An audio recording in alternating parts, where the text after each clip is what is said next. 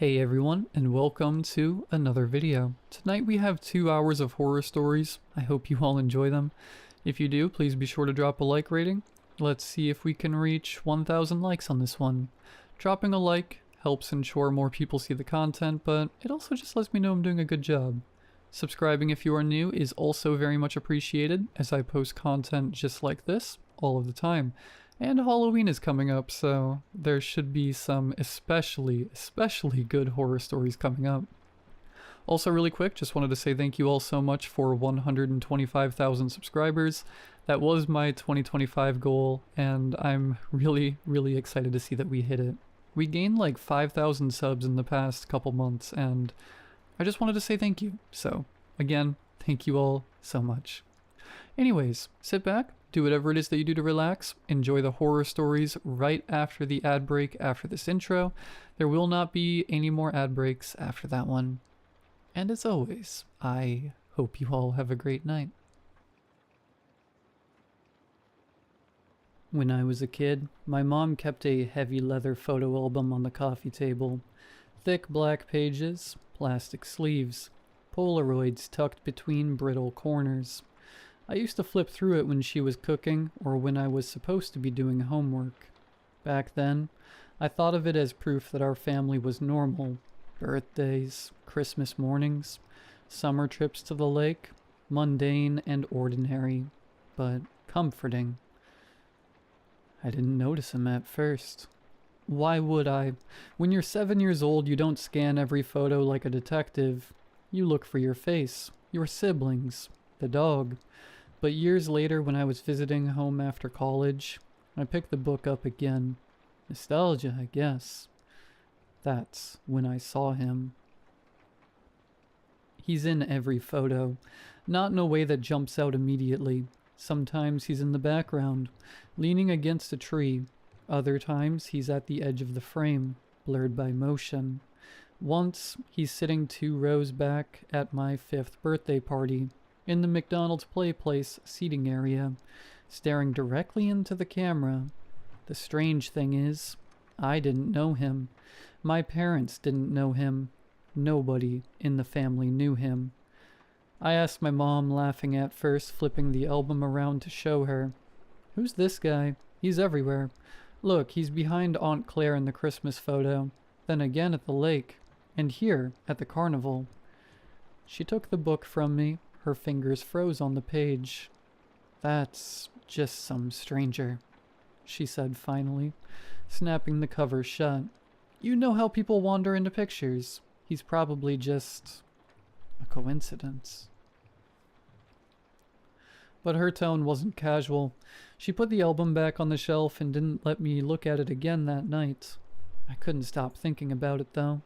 I lay in my childhood bedroom, staring at the ceiling, trying to reconstruct the photos in my head. He wasn't family. He wasn't a friend. He didn't even seem to age. His hair was always the same length, the same style. His clothes never really changed. The more I thought about it, the more I realized he wasn't just in the background. He was looking, always at the camera, always at us. And now I can't shake the thought. If he's in every picture, then he was there, at every moment, every holiday, every trip, every birthday, standing close enough to be caught on film. Which means he was always near us, watching. The next morning I brought it up again. Over coffee I said, "Mom, seriously, who was that guy in the photos? You knew everyone else at those parties, the neighbors, family friends. Why didn't anyone ever mention him?" She didn't look at me. She stirred her cup with this slow, deliberate rhythm, like she was buying herself time. Finally she said, "You're overthinking it. It's just someone passing through. People photobomb all the time." But her voice cracked when she said photobomb. I knew better than to push. My mom has that way of shutting a conversation down, pressing her lips together so tight you can hear the finality in it. Still, when she left for work, I went back to the bookshelf and pulled out the album. I sat cross-legged on the floor, turning pages carefully, like the paper might disintegrate in my hands. There he was, always there. Christmas 94, behind the tree, only half his face visible in the branches. Family reunion 97, across the picnic field, sitting alone on a bench. My high school graduation, dead center in the bleachers, eyes locked on the camera. It wasn't just that he was in the photos, it was that he didn't change. The same dark jacket, the same haircut, the same posture, straight-backed, hands clasped loosely in front. My uncle had gone from full head of hair to bald. My cousins had grown taller, acne giving way to clearer skin. Even the dog had aged, but not him. I tried to be logical. Maybe it was some old family friend, someone I just didn't remember. Maybe Mom was embarrassed, or there had been a falling out. That would explain the secrecy, the tone in her voice. But it didn't explain the lack of aging. I decided to test it. I pulled out one of the Polaroids from its sleeve. My 7th birthday. I took a magnifying glass from the drawer and studied the man in the background. The resolution was grainy, colors faded, but his expression was clear. Neutral. Almost pleasant. His eyes, though? His eyes seemed too sharp for the cheap film. I compared it to the photo from my high school graduation. Same eyes, same expression. The only thing that changed was how much closer he was. At that birthday, he was near the back wall of the play place. At graduation, he was right there in the middle of the crowd. Closer. That word stuck in my head all night. When I called my dad about it, hoping he'd laugh and give me some old forgotten story, he got quiet instead. Then he asked me to stop asking questions. His exact words were, "Don't dig into it. Let it go. For your own good." That's when I knew it wasn't a coincidence. And that's when I decided I had to know. So I scanned the photos, every single one that had him in it. Then I uploaded them to a facial recognition site, one of those free trial tools. I sat there chewing my nails, watching the little spinning wheel as the site combed through public databases. When the results came back, it wasn't a name. It wasn't anything at all. Just an error message.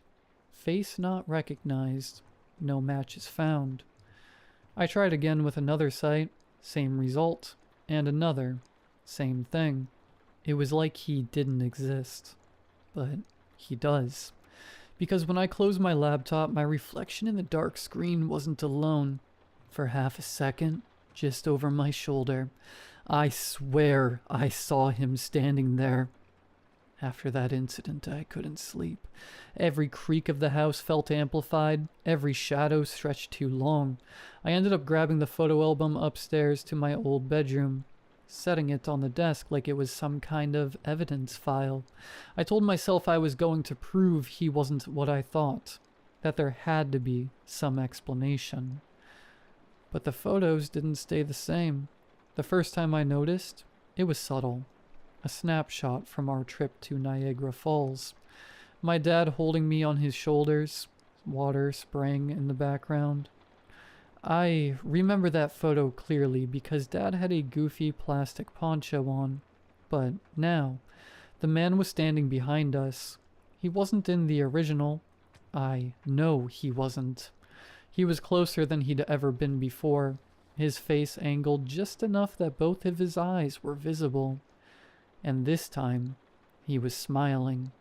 Not a friendly smile, more like someone holding back a secret. I flipped to another photo, my 8th grade science fair. The man had been in the back row before, blurry between parents. Now his head tilted just slightly toward me, his mouth open like he'd just spoken. I felt sick. My palms started sweating, pages sticking as I turned faster and faster. Every picture had shifted, not in obvious ways, nothing dramatic, nothing that would scream altered, just little things. A glance, a lean. The man's body turned ever so slightly toward me, like he was aware I was looking at him. I shut the book and shoved it under my bed, But that didn't help because the images were burned into my brain. I kept thinking about his eyes, sharp, too sharp, the way they seemed to cut through the blur of cheap cameras.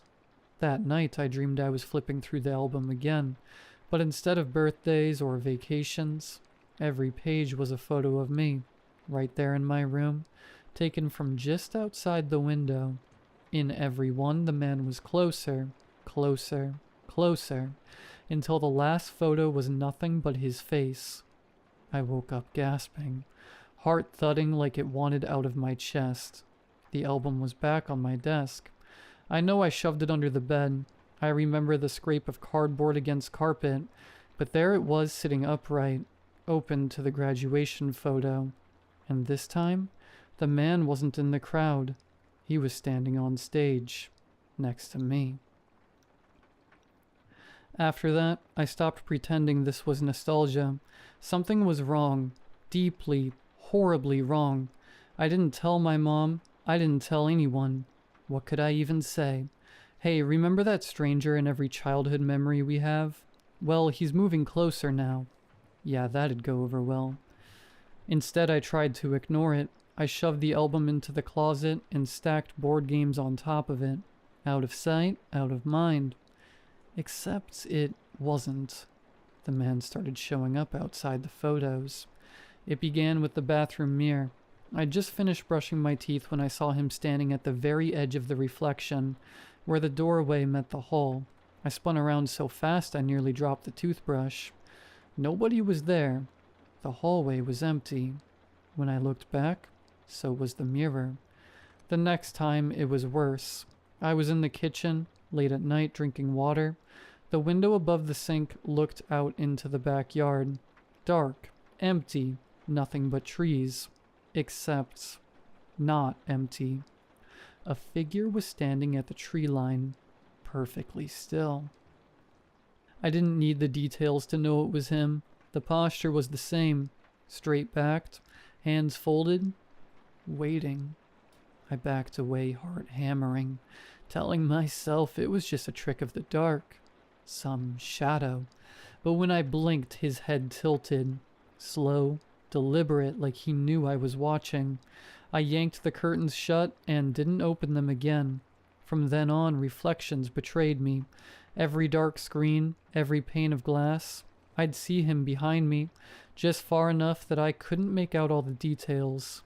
But I felt him, the weight of his gaze pressed down like a hand on my shoulder. I started covering mirrors. I unplugged the TV. I left the laptop lid closed. Still, I couldn't escape him, because he wasn't just showing up in the house anymore. He was interacting with the album. One night I heard rustling from the closet, soft like pages turning. I froze in bed, every muscle locking. The sound went on for a minute, then stopped. When I finally forced myself to look, the closet door was cracked open.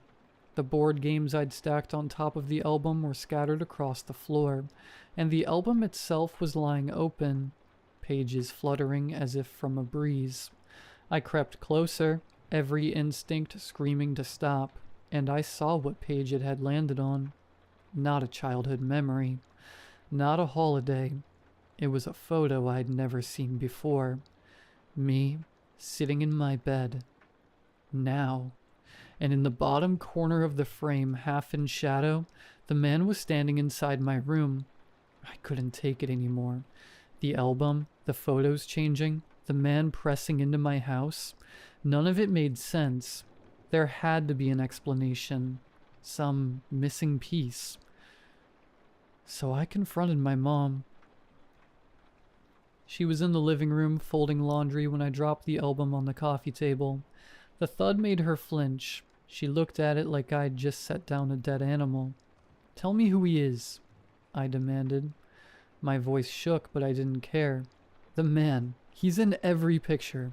And don't tell me it's coincidence, because he's in ones that didn't even exist before." Her hands tightened on a towel until her knuckles went white. She didn't answer. "Mom?" I pressed. "Please, just tell me the truth."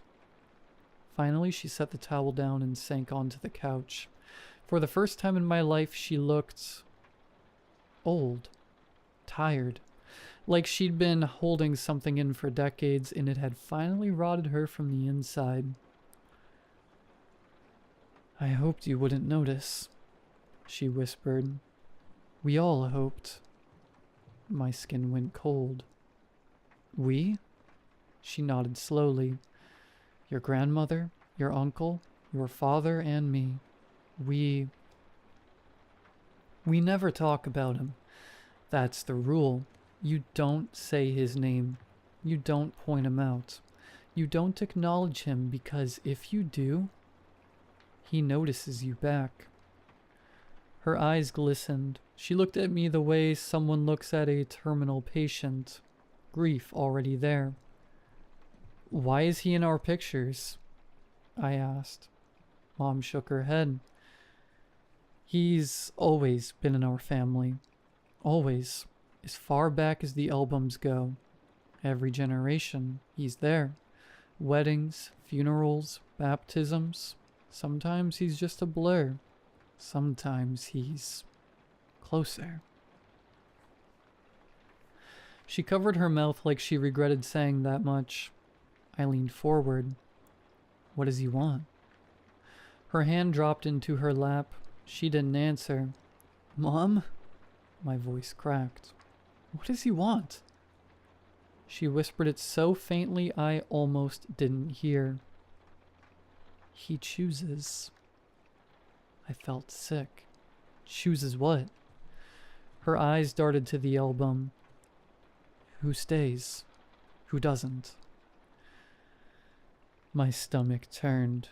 Suddenly, pieces clicked together that I'd never questioned before. My cousin Danny, who disappeared when I was 10. The way relatives never talk about him. The empty chair at holidays nobody mentioned. I remembered once, when I was little, asking about him. My grandma had snapped. "We don't talk about Danny." I thought it was grief, but now I wondered if it was fear. Because when I flipped to the family reunion photo, the one where we'd all gathered at the park, I noticed something I hadn't before. Danny was in that photo, smiling, holding a frisbee, but in the copy I held now, he wasn't. The man was standing in his place. I couldn't breathe. Danny wasn't in the photo anymore, just gone, erased like he'd never existed. And the man, standing where he'd been, looked sharper than ever, clearer than anyone else in the picture. I slammed the album shut and backed away. "Mom, we can't just ignore this. He's here. He's here." She wouldn't look at me. "The more you fight, the faster it happens. You've already seen too much." "What happens?" Her eyes filled with tears. She shook her head. "I'm so sorry, sweetheart." That's when I heard it. A click. The unmistakable sound of a camera shutter. Faint, coming from somewhere inside the house. I froze. "Did you hear that?" Mom's face crumpled. "He's already chosen." I spun toward the sound. The hallway was empty, shadows stretching long. My pulse roared in my ears as I crept toward the bedroom. The album was waiting for me on the desk. Open, pages fluttering though there was no breeze. Another click. I looked down. There on the fresh page was a new Polaroid. Still developing. The chemical haze fading into an image. Me, standing in the hallway. Right now. Behind me in the photo, the man was closer than ever. Not blurred, not distant. His hand was outstretched, almost touching my shoulder. Click. Another Polaroid slid onto the page by itself. This one showed me staring at the photo I was holding, my own face pale, horrified, and behind me, no longer reaching, he was gripping my shoulder. I dropped the book and stumbled back, heart slamming against my ribs. The lights flickered, and then the mirror across the room began to ripple. Not like glass breaking, like water, like something was pressing through. A hand emerged first, pale, thin, fingers too long. They pressed against the glass, then curled around the frame. I couldn't move. My legs locked as his face pushed forward, stretching the surface until it tore open with a sound like wet fabric ripping. He stepped through. He was exactly as he appeared in every photo. Dark jacket, neat hair, expression calm. Only now he was inches away. Why? I choked out. My voice sounded tiny, useless. He tilted his head, studying me with those sharp, unblinking eyes, and then slowly, deliberately, he raised the old camera hanging from his neck. Click. The flash blinded me. For a second, I saw nothing, just white. When my vision cleared, I wasn't in my room anymore. I was in the photo album. I could see my mom standing over the book, crying. I could see my own face, frozen mid-scream, trapped behind the glossy surface. And behind me, already stepping into the frame, was the man. Closer. Always getting closer.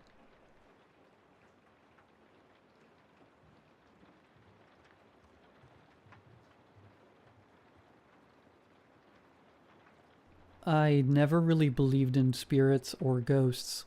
Dumb cowards is the nickname I gave to horror-obsessed people, and as the world does with dumb people, I exploited them. It was a simple plan, really. Just a camera, a cursed-looking doll, and a few strings to fake a paranormal video. My product was an instant hit. People bought my haunted dolls for thousands of dollars. I even had a YouTuber make a video with it. They went viral in horror communities, and the demand was always more than I could fulfill. Business was good. Until tonight, of course. I was reading my business book on the bed under the warm light of my bedside lamp. It was like every other night. After I finished my chapter, I closed the book and took a moment to celebrate the small achievement. That's when I noticed something moving near the door. I focused my eyes to see if it was a bug that would trouble me all night. It was not a bug. What I saw made my eyes go wide as I froze in disbelief. There it was, sitting in front of the door. A doll. My doll. Smiling at me. None of the dolls I made ever had a smile on them. Customers liked the ones with frowns, so I made them all with frowns. How the hell did this doll get here? And why did it have a smile? In denial, I tried to shrug it off. I have been working a lot. Maybe it was an older piece when I used to do smiles. I got up to put it back on my shelf, but stopped in my tracks. My eyes were fixed on the doll. The frizzy hair and all the disturbing decorations I added to it suddenly seemed to overwhelm me with a feeling of dread. Something was wrong, and I could feel it. I wore my slippers and then jumped as a big thud came behind me. I jumped forward and turned around, letting out a whimpering scream. There it was. Another doll, with its bloodshot eyes and a crooked smile, sitting on my bedside table. I'm out. I rushed to the door, kicked the doll away, and opened the door. What I saw made me burst into tears.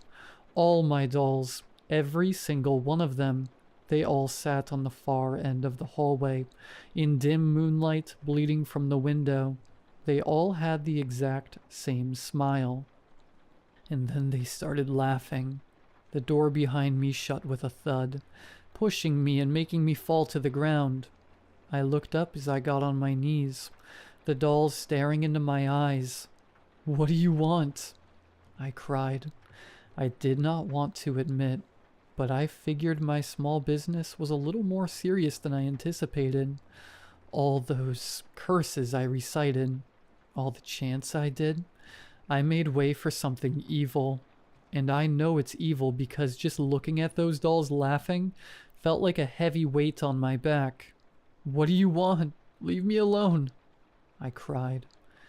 They all went silent, and as thunder boomed outside and a flash of lightning filled the hallway with a beam of light, I saw the words in blood written on the floor ahead of me.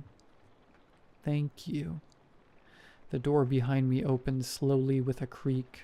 Not knowing what to do, I just crawled back inside my room and shut the door close.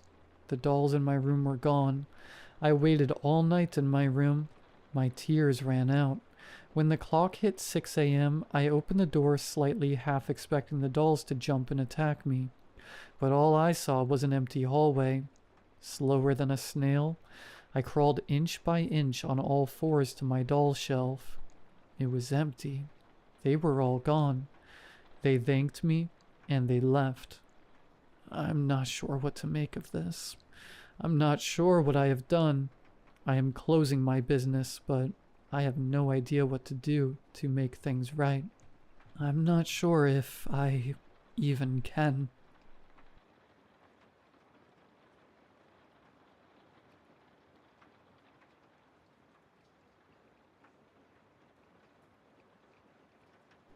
My grandfather froze to death on the kitchen floor in the middle of summer, and I'm the only person who knows what happened. My mom found him early on the morning of July 15th, stretched out between the refrigerator and the breakfast table like he'd been reaching for something. His skin was blue-white, ice crystals still clinging to his eyelashes when Mom screamed from the doorway. The thermometer on the kitchen wall read 82 degrees. I'm Theo, 17, part-time sandwich artist at Subway, full-time disappointment to my parents, college fund expectations. Normal kid from normal Midwestern stock, the kind who knows the difference between a blizzard watch and a blizzard warning, who can drive in snow before I can parallel park. I play JV basketball badly and work the closing shift 3 nights a week, biking home past empty storefronts and gas stations that close at 10. Nothing about my life prepared me for finding my grandfather's body that morning, or for understanding what had happened. My grandpa, Isaac, had lived with us for 4 years.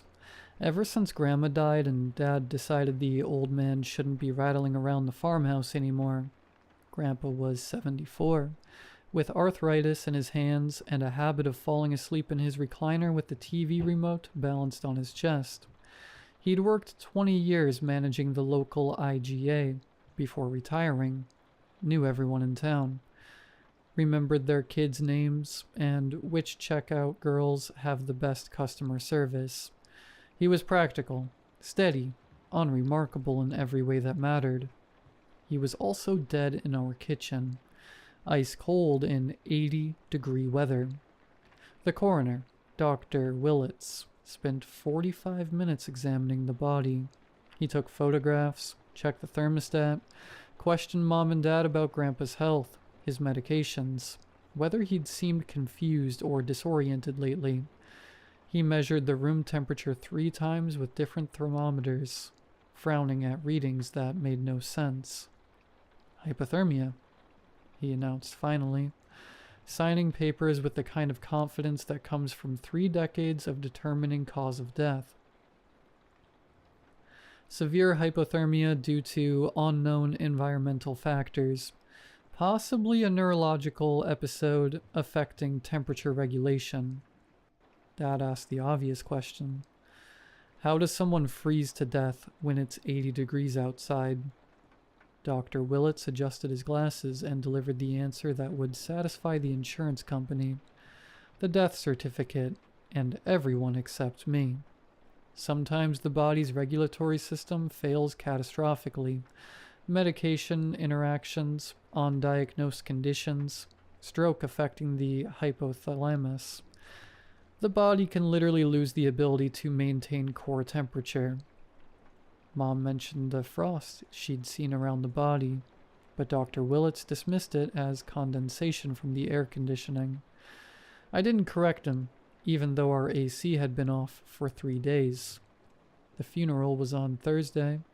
Half the town showed up, filling past the casket to pay respects to a man who'd bagged their groceries, and remembered their faces for 2 decades. They spoke about his kindness, his reliability, how he'd given their teenagers first jobs and second chances.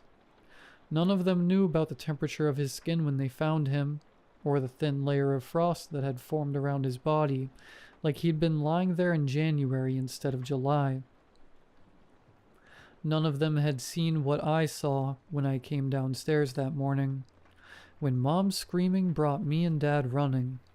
I saw my grandfather's final expression, frozen on his face in the moment death took him. He wore no peaceful look like most people would imagine.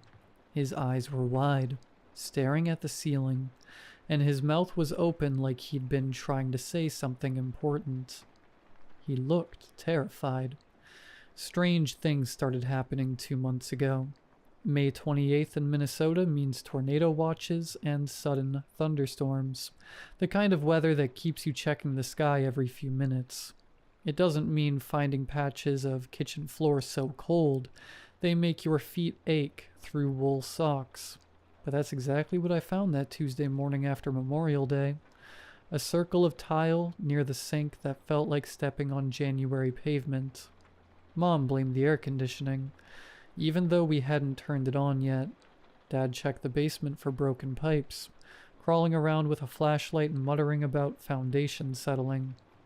The cold spot vanished by Thursday, but another one appeared in the hallway upstairs, then another in the living room by the weekend. "Old house to settle," Dad said when I mentioned it. "Foundation shifts, creates drafts you wouldn't expect." Our house was built in 1987. It wasn't exactly old by anyone's standard.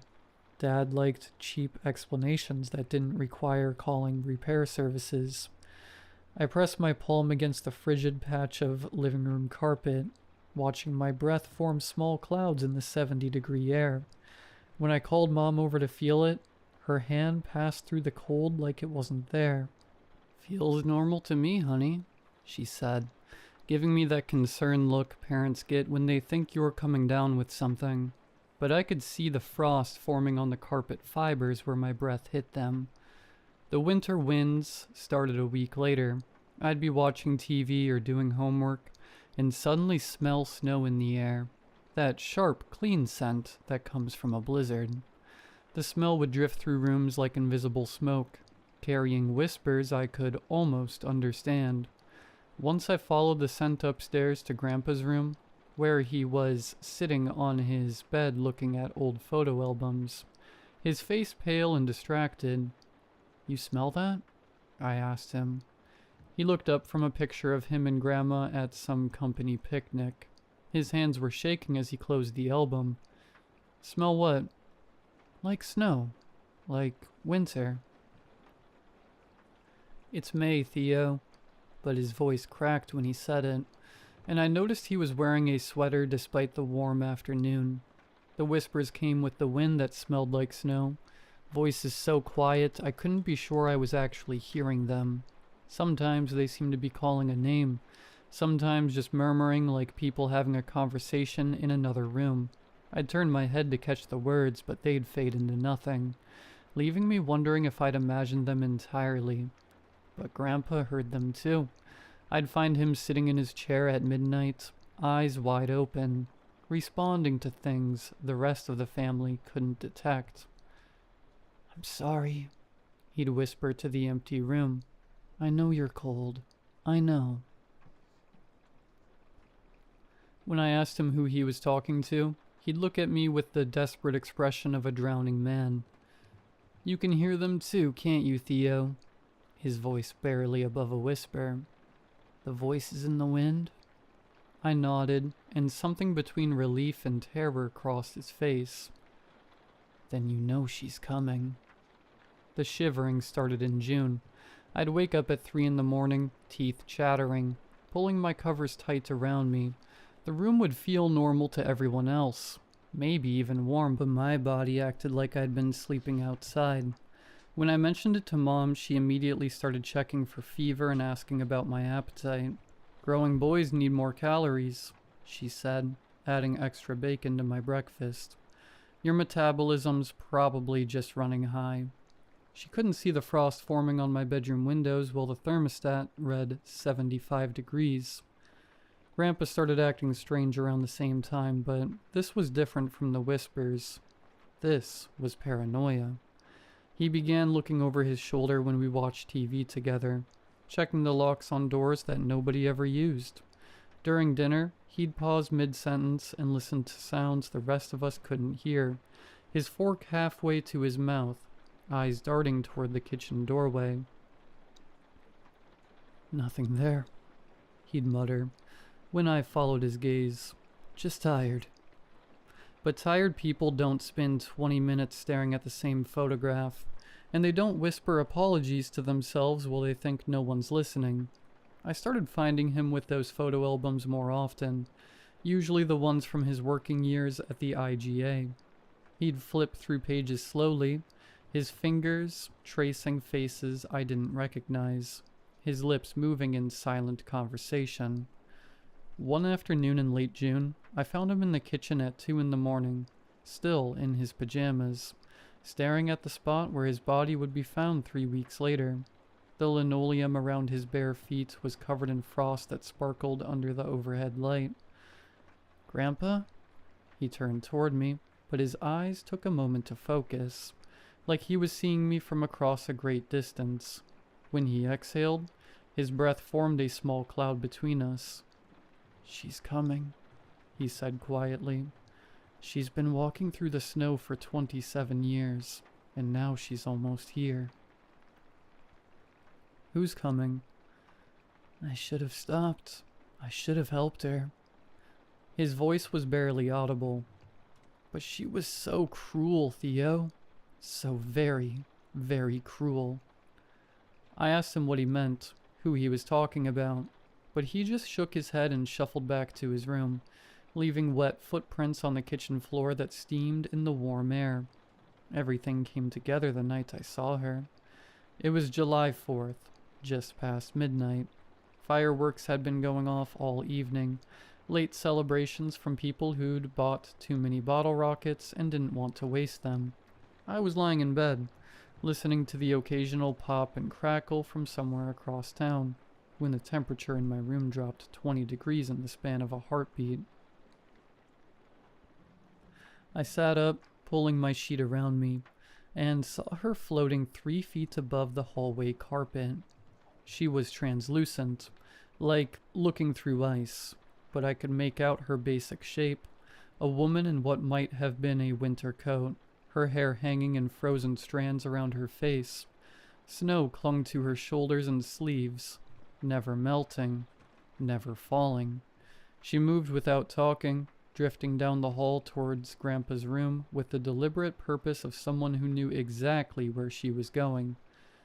I couldn't move, couldn't breathe, couldn't do anything but watch as she passed my doorway, leaving a trail of frost on the walls where she'd been.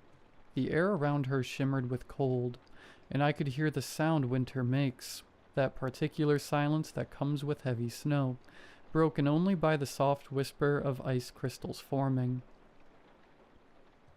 She turned her head toward me as she passed, and for just a moment I saw her face clearly. Her eyes were the color of winter sky, pale and empty and cold enough to freeze blood. Her mouth was open in an expression that might have been speaking, but no sound came out. Just that patient, terrible silence. When she reached Grandpa's door, she didn't open it. She simply passed through the wood like it was made of mist. I stayed in bed until morning, wrapped in every blanket I owned, listening to the one-sided conversation that drifted through the walls. Grandpa's voice apologizing over and over to someone who answered only with the sound of wind through bare trees. By the time the sun came up, the temperature had returned to normal, but I found a single perfect snowflake on my windowsill, refusing to melt despite the July heat. I knew then that my grandfather was going to die, and that I was the only one who could understand why. My grandfather told me the worst thing he'd ever done. It was July 13th, 2 days before we found him dead on the kitchen floor. He'd spent the morning pacing between his bedroom and the kitchen, muttering under his breath and checking door locks that were already secure. The house felt like a meat locker, despite the air conditioning being off, but only Grandpa and I seemed to notice. By afternoon, he looked like a man who hadn't slept in weeks. "Theo?" he said, finding me in the garage where I was fixing a flat tire on my bike. "I need to tell you something. About Mary." I'd never heard him mention anyone named Mary before, but something in his voice made me set down my wrench and pay attention. He looked older than his 74 years. His shoulders bent forward like he was carrying something impossibly heavy. When he breathed, small puffs of vapor escaped his lips despite the stifling heat.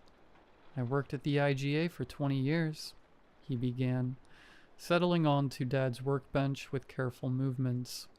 "Made some good friends there. Jimmy in produce, Alice in customer service, Bill who ran the meat counter." He paused, his hands working against each other in his lap.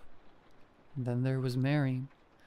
The temperature in the garage dropped 10 degrees when he said her name. She worked in the office, bookkeeping, scheduling, handling complaints. Been there longer than anyone, maybe 15 years when I started. Everyone called her Mean Mary behind her back, though never where she could hear it. His voice got quieter, more distant, like he was seeing something I couldn't. Mary had a talent for finding people's weaknesses and pressing on them until they broke. New employees, part-timers who couldn't afford to quit, anyone she thought was beneath her. But what she did to Tommy was the day I knew she was something beyond cruel. Beyond human, maybe. The Tuesday she destroyed Tommy was like watching a predator hunt. Tommy worked maintenance, had some kind of mental problem that made him talk slowly and repeat himself sometimes. Sweet kid, maybe 25, lived with his mother and needed that job more than anything.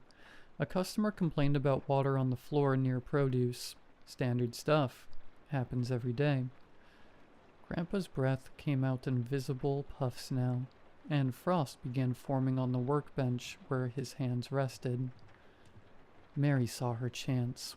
She called Tommy over to the customer service counter where everyone could see.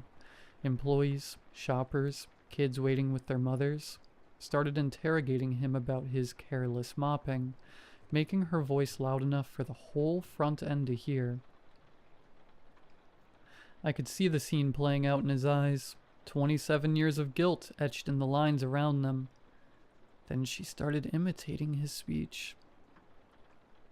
Made her voice slow and halting like his, stumbling over words the way he did when he got nervous. "Tommy, sorry. Tommy, try harder." She kept getting louder, drawing more people over to watch this grown man being humiliated like a child. The frost was spreading now, crawling up the garage walls in delicate patterns that caught the afternoon light. Tommy just stood there holding his mop, tears streaming down his face. He didn't understand why everyone was laughing. Mary wasn't done. She told the customer, loud enough for everyone to hear, that Tommy was mentally deficient, and that the store kept him on out of charity. She said maybe they should find someone more capable to clean up after normal people. Grandpa's voice broke completely. The customer looked horrified, tried to say it wasn't that big a deal, just a wet floor, but Mary kept going, called Tommy a burden to decent society, and said his mother should be ashamed for inflicting him on normal people. Tommy collapsed right there, sobbing so hard he couldn't breathe. He never came back. Found out later his mother had to take him to the emergency room that night because he wouldn't stop shaking. The doctor said it was a panic attack, but I knew better. Mary had broken something inside him that never got fixed. That was the kind of person Mary was, Grandpa whispered. Someone who could destroy an innocent man for entertainment and sleep soundly that night. I asked him why he was telling me this, what Mary had to do with the cold spots and whispers that followed us throughout the house. His hand stopped moving. When he looked at me, his eyes were wet and desperate. Because I'm the reason she's dead. The story came out slowly, like he was pulling each word from somewhere deep and painful. February 14th, 1998, 7 years before I was born. A blizzard had moved in faster than predicted, dropping 19 inches of snow in 6 hours, and creating whiteout conditions across 3 counties. Store management made the call to close early, 2 in the afternoon instead of 9 at night. Everyone was anxious to get home before the roads became completely impassable. Mary had left first, as she always did. She lived alone in a rented house on the other side of town, and drove an old Buick that wasn't reliable in the best conditions, let alone in a blizzard. Grandpa stayed another hour, helping to secure the store and making sure all the coolers and freezers were properly sealed in case they lost power. By the time he left, the snow was falling so hard he could barely see his truck in the parking lot. I took County Road 47, he said. It was faster, and your grandmother was waiting with dinner. I'd driven that road 1,000 times. His voice got quieter, forcing me to lean closer to him. I saw her headlights first, flashing on and off, like someone signaling for help. The Buick was nose first in a snowbank, maybe 15 yards off the road. As he got closer, he could see Mary standing beside her car, waving her arms frantically. Even through the snow and wind, he could tell she was in trouble. I pulled over, he said, sat there with my engine running, looking at her through my windshield. She was walking toward me, stumbling through knee-deep snow. The garage was freezing now, cold enough that I could see my own breath mixing with his in the space between us. I thought about Tommy crying while everyone laughed, about the way she'd call him deficient, a burden. I thought about the kind of person who could destroy someone like Tommy and sleep soundly that night. His hands were shaking now, from the cold or emotions I couldn't tell. She reached my truck, started pounding on the passenger window with her fists, screaming something I couldn't hear over the wind. Her face was pressed against the glass, and I could see the terror in her eyes. She knew she was going to die out there if no one helped her. He paused, his breath coming in short, sharp puffs that crystallized in the air. I put the truck in drive and kept going. The words hung between us like icicles. She ran after me for maybe 20 yards, waving and screaming. I watched in my rearview mirror until the snow swallowed her up. Then I drove home and told your grandmother I'd taken the main route because it was safer. They didn't find Mary's body until March, when the snow finally melted enough for a farmer to spot something that didn't belong in his field. She'd made it almost a mile from her car before the cold took her, found frozen in a drainage ditch, with her arms wrapped around herself, still wearing the same winter coat I'd seen floating through our hallway. I killed her, Grandpa whispered, and I've been living with that for 27 years. The frost had covered every surface in the garage now, turning our breath into clouds, and making the metal tools ring like bells when the expanding ice shifted them. She's been walking through that blizzard ever since, he said, walking through the snow and the cold, getting closer every year. And now, she's found me. I asked him why he was telling me this now, after keeping it a secret for so long. He looked toward the house, where shadows were beginning to gather in the windows as evening approached. Because she's here, Theo. She's been in my room every night for a week, standing at the foot of my bed, dripping snow melt on the carpet. She doesn't say anything, just watches me with those frozen eyes. His voice dropped to almost nothing, and I think you're the only one who can see her too. The air conditioner stayed off for the last 2 days of my grandfather's life. After his confession in the garage, he became obsessed with heat. Every time someone turned on the AC to combat the mid-80s weather, he'd shut it off within minutes, his hands shaking as he adjusted the thermostat. "Can't stand the cold air," he'd mutter, pulling on another sweater despite the sweltering house. When Dad complained about the temperature, Grandpa begged. "Just keep it off," he pleaded. "Please." The whispers were constant now.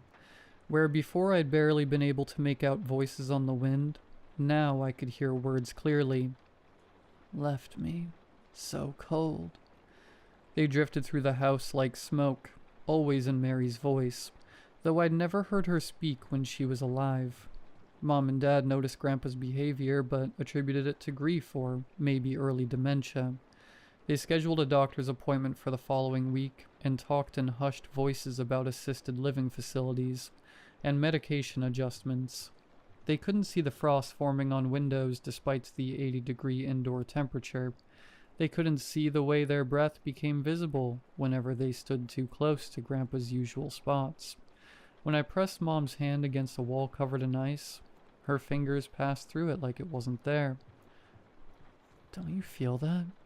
I asked desperately. "Feel what, honey?" She looked at me with growing concern. "Are you feeling all right?" But I could see the frost spreading under her touch, could feel the supernatural cold seeping through my clothes and into my bones. On July 14th, the day before he died, Grandpa stopped sleeping entirely. I found him in the living room at 2 in the morning, fully dressed, staring at the front door. The house was stifling without air conditioning, but his breath formed steady clouds when he spoke. "She's getting closer," he said without looking at me. "Where is she?" "Right there." He pointed toward the empty hallway. "Can you see her? She's standing by the stairs, just watching." I looked where he was pointing and saw nothing but shadows, but the temperature in that spot had to be below freezing, because frost was forming on the wall in the shape of a woman. "What is she doing?"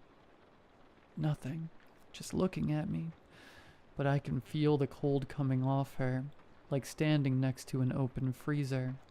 And her eyes," he shuddered, "her eyes are like looking into a January sky." We sat together until dawn. I held his frail, cold hand, listening to him whispering apologies to the empty air, while I watched frost patterns spread across surfaces that should have been warm. When the sun came up, he seemed to relax slightly, but I knew the relief was temporary. That evening, our house felt like an oven. The air conditioner sat silent while the July heat pushed the indoor temperature well into the 90s. Every fan in the house ran at full speed, but they couldn't compete with the supernatural winter that followed my grandfather from room to room. The whispers started earlier than usual, just after sunset. This time they weren't random phrases, but something more focused, more demanding. I couldn't make out all the words, but Grandpa could. He sat in his chair, no longer pretending he couldn't hear her.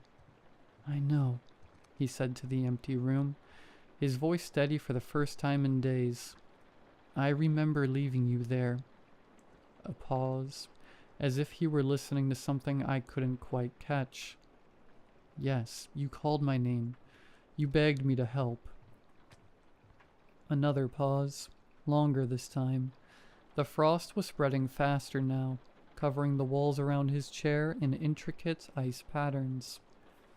"I'm sorry," his voice cracked. "I'm so sorry, Mary, but you have to understand what you did to those people." The temperature plummeted.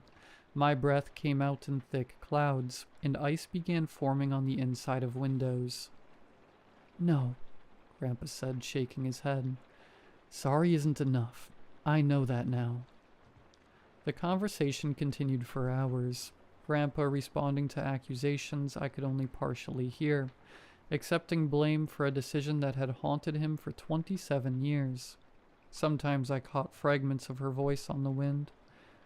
"Left me to die. So cold." Near midnight, his voice changed, became resigned. Yes, you were alone. You died alone because of me, and that was cruel. Maybe as cruel as anything you ever did. I deserve this, but please, leave my family alone. They don't know what I did, he said with a tired, dejected voice. By 1 in the morning, the house felt like a walk-in freezer. Ice covered every surface I could see, turning our home into a winter landscape. The whispers had stopped, replaced by something worse. The sound of someone breathing slowly in the darkness, each exhalation bringing more cold. Theo, he said with all the warmth and affection he could muster. Go to bed. You can't help me. I'm ready.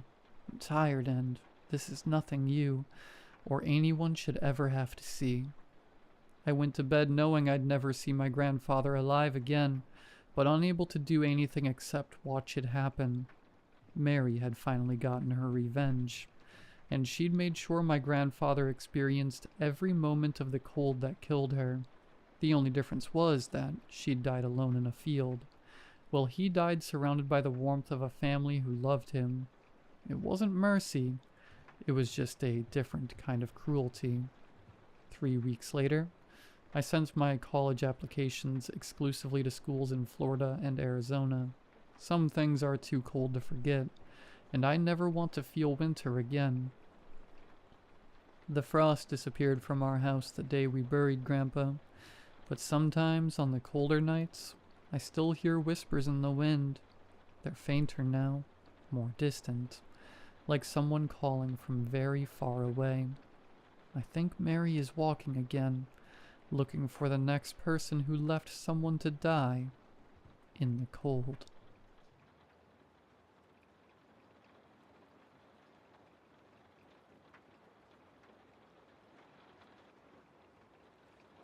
Let me preface by saying I have always been very honest about what I was. I've never had any shame with what I am, with what my mother was, my grandmother, and a long line of women stretching back to the seeming beginning of time. I am a witch. I have always practiced. I have always had power, and not once have I ever harmed another living being. Not ever, despite what anyone might say. Several years ago, I saw a shirt a young lady was wearing on a rare trip to town. It said, "I am the descendant of the witches you forgot to burn." That shirt made me laugh. I ended up buying one off the internet at the public library. I don't have the internet at home, you see. I have been a self-imposed hermit for decades now. It's for the best. I made a choice and I have to stick with it. Back in the 70s, when I was still relatively young, something dark came to our town. Even I couldn't ascertain where it had come from. Not even my mother or my grandmother or any member of our small coven could understand its origin, regardless of where it had come from. It had come here. We first became aware of this dark thing when the first child went missing. The little boy turned up later, dead and drained and emaciated like a dried cicada husk. We were blamed first, because of course we were. If there was anything from rain to snow to someone with a bad case of acne, everyone in our town pointed a finger at us. Some did it in jest, some in habit, and some in outright and malicious hatred. Edith had been the first one to sense the thing. I still remember that evening. We had met for tea. No witchy business at all. It had been a delightful afternoon tea, when the poor lady had clutched her pearls and gasped like she'd seen a mouse. "Are you all right, Edith? Tea too hot?" my mother had asked softly, but I knew she suspected that was not the case, not with the way her eyes narrowed as she looked at the middle-aged woman. "No, dear heavens. Something has come to our town. I felt it pass through like a cold wind down my spine. Something wicked." Tears were in her eyes as she spoke. My mother nodded and poured out her tea, reading her tea leaves, while the rest of us looked on in anticipation. Her face was grim as she read what the bits of water-logged tea leaves had to say. My dear ladies, we have work to do, my mother said, standing, wiping her hands on her apron as she stood. And we got to work, day and night, each of us using our particular talents to not only track the thing, but find a way to contain it. Constance read her ancient tomes and texts. Mary tracked the beast to its lair, using her divination skills. My mother and grandmother had their spells and potions, and I helped. My skills were in dreams and their interpretation. I spent many days fast asleep in medicine-induced stupor to glean what I could about this interloper. All I could learn was that it was ancient. Perhaps at one point it was worshipped. It had been summoned by those with less skill to do their bidding. Instead, it had killed its would-be jailers and fled into the world, finding victims and blood where it could. Do you have a name, Gretchen? Without a name to bind it, our prison will not be as effective. My mother asked me, her voice filled with concern and anger, though thankfully that anger was not directed at me. No, Mother, no name. It has many names, and the dreams have not revealed its true name to me. I said softly. No matter, the magic and bindings will hold, though we ourselves will be bound to it until our deaths, my grandmother explained. Her voice was old and strained after so many weeks of working magic. She seemed as frail as paper, and as thin. And what about our deaths, Elizabeth? What then? Mary asked, her voice sharp and worn thin of patience. Then it shall be free, unless we can learn its true name and banish it from whence it came, my grandmother said with a tiny shrug. A price we must pay to contain it. It's been killing children, and it will not stop until it has gone through every innocent life in this town, Edith said, teary-eyed. We lay our trap. It was easy. I was the willing bait for the thing. I was the youngest, and Mother and Grandmother had filled me with potions and tinctures to make me more appetizing to the thing. We lured it to a small cave located on our property. We needed somewhere private where prying eyes would not see us, and more importantly, not disturb the thing once it was captured. It came quickly, on its shadowed feet. It took no effort to hide itself. It was darkness itself. No prey escaped it once it had its eyes set upon it. By this time, over a dozen children and young women had been killed. More blame was laid at our feet. We were being threatened to our faces. Dead animals were being thrown into our yards. Bricks with threats written on them were tossed through windows. When I left the thing's presence at my back, it took all the strength I had not to run. Our magic was strong, and unbeknownst to the thing, it was already trapped. I could feel the panic in it when it realized it could not leave the cave. Whispered threats were uttered as it reached for me and found it could not grasp me.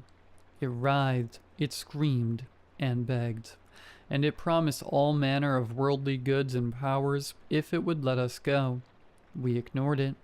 We all took turns sealing the small cave with bricks and mortar. No easy task to do in the forest on unsteady ground, but we managed. When the final brick was laid, our powers were tied to its containment, to its life, and hopefully eventually death. As long as one of us lived, it would be locked behind its prison of earth and brick. But then we started to die, one by one as old age claimed us. My grandmother first, followed by my mother. Constance drowned on a trip to Florida. Edith and Mary lived to be in their 90s. But the Grim Reaper comes for everyone in the end. I am the last. I'm in my 80s. I have never married or had children, though it was not for lack of trying. The rumors that it had been me and my coven who had killed those innocents all those years ago never went away. They only grew, and no man wanted me. I have been friendless now for many years. I have tried to find out the true name of the thing, but to no avail. I have looked in books, I have scoured the internet and found nothing. I have reached out to other supposed witches and been met with scammers and liars. I feel so alone. And now, I'm dying. The last few years, the harassment has gotten so much worse. I have not been able to safely leave my home, as when I do, I am followed and stalked. I've been threatened with death, and today it seems like they have made good on their threats. My home is on fire. The flames are creeping along my hallway, and I can see the light from the fire getting brighter. And there is smoke. So much smoke. Outside my window, I hear them screaming the same thing people like them have screamed for centuries. Burn the witch. Burn the witch. I have fallen to the floor and I'm coughing, and I am afraid. Afraid for myself and the others. There are many innocent people that live in this town now. I can feel the thing stirring now. I can feel its anticipation. Once I die, it will be free, and the bricks have already begun to fall away. As the flames finally reach my door, I feel pity. I have no illusions about the pain and fear this creature will unleash on the people of this town, and they are about to learn a very important lesson, one that will be written in the blood of their children. There is a reason why you shouldn't burn witches.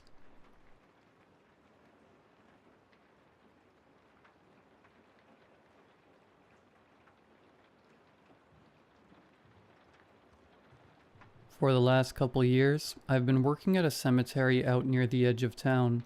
It's decently large, as I think we cater to the majority of the postal code. Now, it's not a job that I would have been eager to get. Not because I am afraid or really think much of it. It's just the optics for other people. For me, I don't really see what we do being much different from what a long-term storage facility does. We too put boxes filled with inanimate objects into holes, then bury them forever. In fact, I'd argue that 4x8, full of Grand's lifelong accumulation of belongings, carries more of her soul than the nicest mahogany casket that we drop into the earth. But regardless, it did turn out to be a fine job. And honestly, it was quite boring until the day I met her. 2 months ago. We had just concluded a service for a young woman. It went fine as far as I can recall. I remember there was a small mention about how the girl's sister hadn't made it, and there was some sort of familial dispute over what they wanted to do with the body, I guess. Burial versus cremation. Both these things gave me something to ponder while I waited. I should clarify that my responsibilities were a bit of a catch-all. I would keep an eye on the cemetery. I hesitate to say guard. Really, I would just walk around and dissuade any precautious teens from trying to tag a headstone. The more exciting part was for burials. I would operate the excavator and dig the graves, and after the service, once the casket was lowered in, I'd fill them back up again. So during the service itself, I just listened to the families and friends give their last parting words, and then I'd wait until everyone left to go retrieve the excavator from the shed. After the last mourner had walked away dabbing their tears with a tissue, I went to the shed.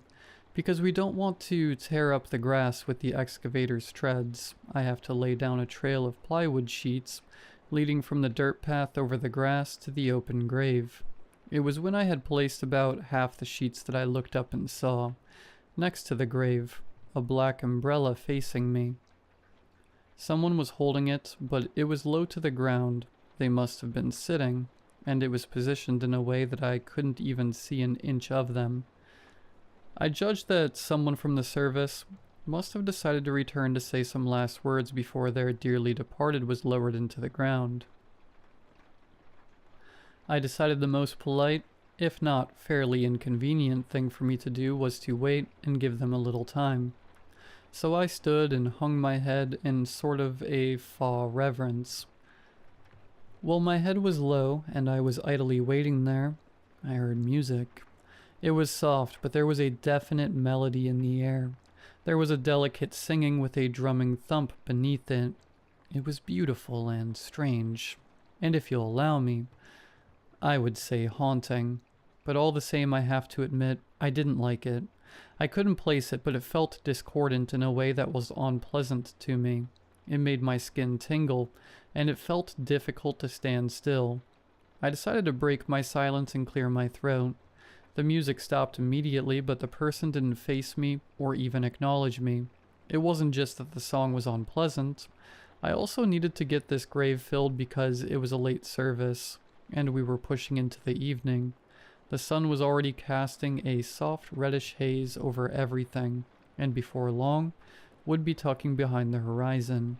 It was preferable that I not have to operate the excavator in the dark, so I needed this person to finish up their goodbye. I gave them a moment longer to let them have the opportunity to begin the interaction on their own terms. But at that moment, then a few more went by. I thought it would be up to me to initiate. I orbited around the umbrella, giving them a wide enough berth as to allow them some space as they were dealing with their emotions. I was picturing that they were probably frantically trying to wipe tears from their eyes, but as I came around, I was surprised to see they were smiling. She was smiling. Crouching there, swathed in the deep shadow of the umbrella, was a young woman. I'd bet she was somewhere in her 20s. But it was fairly hard to tell from the obscurity the shadow around her was contributing, and the heavy stylized makeup she was wearing. She had a coat of white face makeup, with black lipstick and black eyeliner, as is the fashion with many goth people, and I am confident in saying that's what she was. I will say here that I am not a stranger to goth and alternative cultures. As well, my job does tend to hinder me greatly in meeting and dating girls in the mainstream population. It has proved to be a bit of a boon with women in those communities. And besides most of her makeup, her hair was also black, as was her... Actually, it would be easier to say. Nearly everything she had on her was black. She had a black band t-shirt, which had one of the few pops of color in the red font of the band's name. It was one of those metal or hardcore style fonts that are nearly impossible to read though. Beyond that, she was wearing an assortment of layers and accessories. Now, most interesting were her boots. They were in the style of popular goth boots. Specifically, I believe they were demonias, or at least something similar. But what was remarkable was that hers were pink instead of black, and they were spotless. And thanks to their several inches of platform, even crouched, she was suspended above the ground. I will say I did not expect to see someone like her there, especially not smiling at me, and was suddenly at a loss for words. So she broke the silence and said, "Hi." I squeaked a weak "hi" back.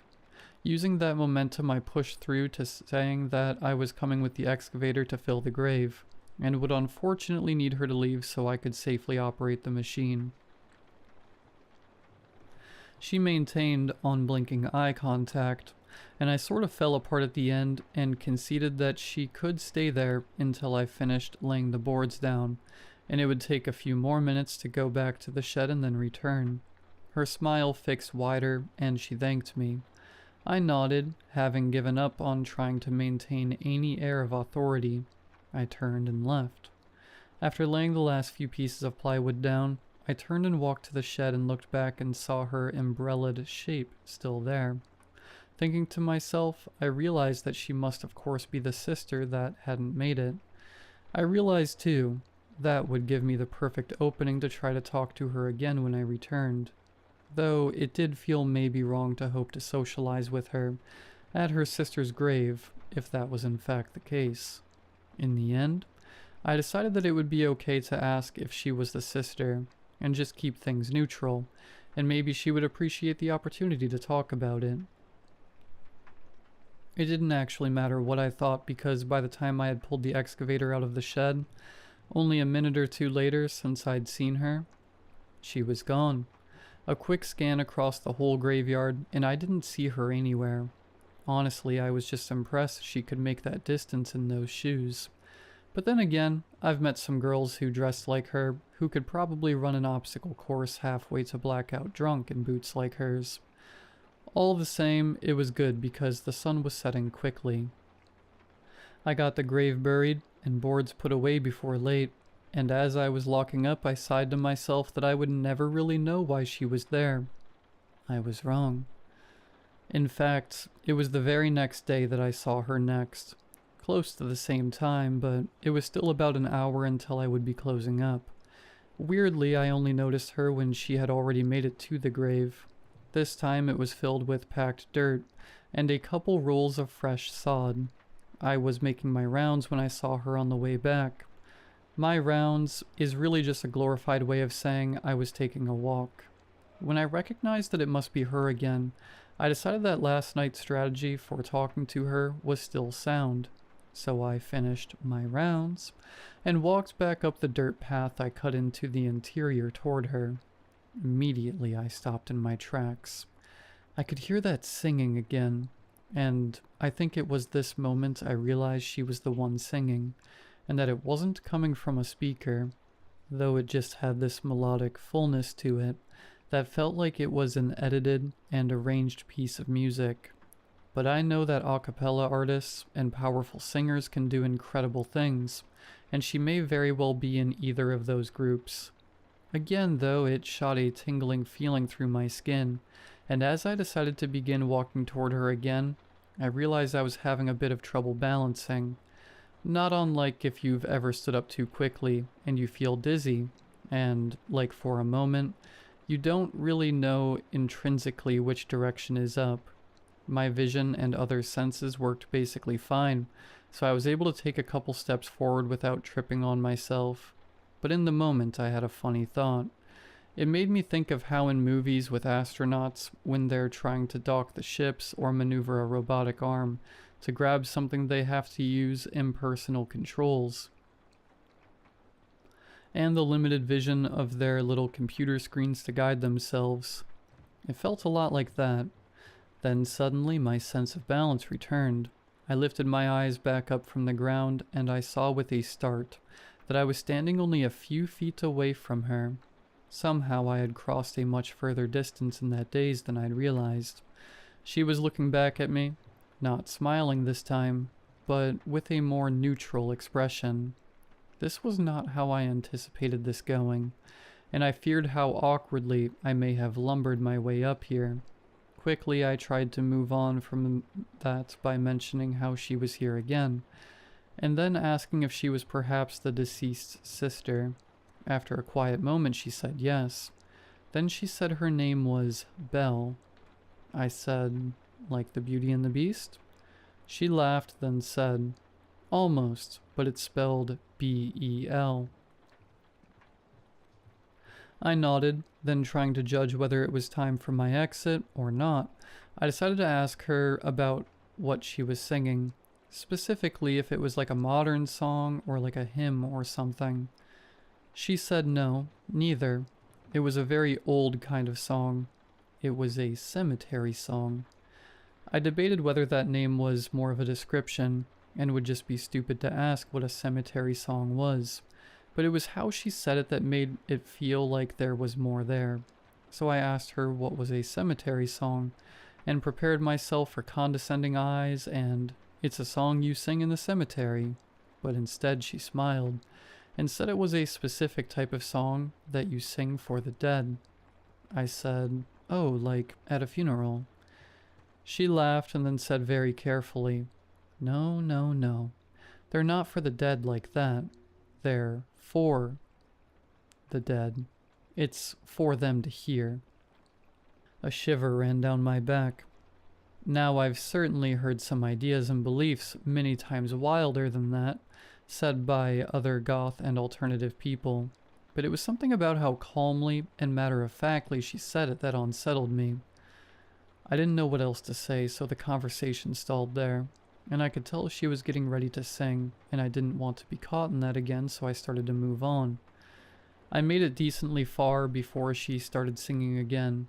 It was such a strange song, and now as I try to think of what it sounded like, or what she sang, or anything specific, I'm floundering to think of anything. In the moment, I remember thinking how particular and strange it was. I could even recognize, maybe not English, but definite chunks of words of some languages. But now it feels like waking up from a dream where I suddenly can't remember a single specific thing about it. Speaking of a dream, it started the first night after the burial. I had a dream that I couldn't remember so well, only that I felt hot and like I was suffocating, and then I jumped up in my bed covered in sweat and gasping for air. The next night, it was much worse, and I remember it far more vividly. It was dark, but not like nighttime dark. It was an unfriendly, cruel, choking dark. I remember trying to reach out and find something in the blackness. I immediately did. In fact, I quickly realized there was a wall around me, well within reach. A new wave of terror came over me as my claustrophobia kicked in. Even as my heart was racing and I was panicking so hard my dream was losing focus and falling into a bit of a distorted mess, as I believe my brain was losing its image processing abilities amidst the panic and biological changes my fear was causing. I still didn't wake up. I mean, dreams do tend to feel so much longer than they actually are, but I swear this one just kept going and going until finally I shot up in bed. As soon as I could, I got out of bed to change my shirt to a dry one, and I realized I had peed myself. I think I may have been 8 years old the last time that happened. I took a shower, then drank tea until the sun rose. The next day was an easy day, fortunately. I just needed to fix a fence post that had gotten a bit wobbly and go on my rounds from time to time, and that would be all she wrote. After returning from one such walk, I sat against a tree and struggled to keep my eyes open. I've never slept in a cemetery before, but at this particular moment, it seemed like an inevitability. My eyes repeatedly flirted with closing all the way, when on one particular concerted effort to open them again, I saw a little fuzzy spot in my vision that wasn't there before. The feeling of curiosity woke my mind back up enough that I could focus my vision, and I saw it was a familiar black umbrella-toting individual. Unease grew in my stomach and chest, which was unnecessary because I had already decided I wasn't going to get close enough to hear her sing, if she had come back again today. I was far away from her sister's grave this time, and well outside earshot, but despite that, my body didn't seem interested in falling asleep anymore. I remained exhausted, but nonetheless alert and awake. She kept returning every day at about an hour before I closed up for the night, while I made sure to stay far enough that I couldn't hear her. I'm confident she was always singing because of the way I could see her mouth moving even from a distance. After about a week since we had laid her sister to rest, we got a strange directive from the family. Something had happened, and the bottom line was that we would have to dig up the grave, and the body was to be exhumed and sent for cremation. I don't think I have to explain that this is an extraordinarily unusual request. I asked the couple who owned the cemetery if this had ever happened before, and they said no. And in fact, we didn't even have the proper equipment to retrieve a casket. A small crane had to be brought in so that we could lift the casket out of the now reopened grave. It was when we opened the casket that things got even stranger. When the lid was unlocked and lifted up, I thought for a moment that thick clusters of mold had been released as soft white bits fell out and danced across the grass. One piece came to a rest near my foot. I bent down to look and realized it was a little bit of cotton filling, like for a pillow. I had a hot, uneasy feeling climb through my stomach. It was the gasps that told me I was right. Looking up, I saw the underside of the lid. The soft velvet-covered padding was shredded. Its filling had diffused into the rest of the coffin, and now onto the grass around it. Underneath where the padding had been, the wood bore long, deep scratches. Hundreds of them. What remained of the velvet hung in strips and was speckled with red.